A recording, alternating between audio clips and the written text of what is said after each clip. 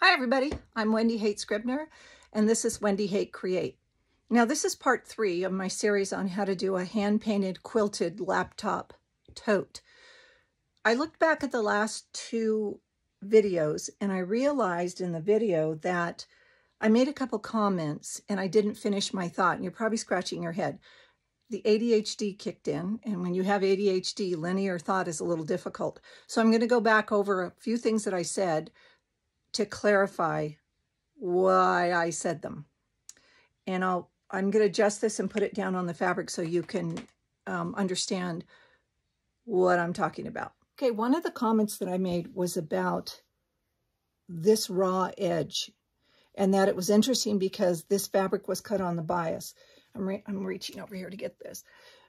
The reason I said that is because what I'm going to do is take my sewing machine, and this is, again, the best laid plans. We'll see if it works. I'm not going to zigzag around this edge to finish it. I'm going to come in about 1/4 inch, and I'm going to zigzag around there. Hopefully, that will allow this edge to fray out somewhat. And if it does that, it'll give this whole tote more texture, which I think is really cool. I'm really into texture. That's why I like quilting, because I like to change the surface. Okay, the second thing I talked about were fabric paints, and I didn't tell you where I get them, and I think it's important that you know where I get the fabric paint.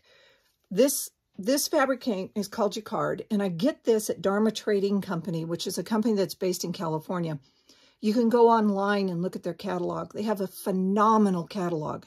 They have what are called blanks, and everything imaginable they have available, so you can paint it, you can spray it, you can dip it, you can dye it.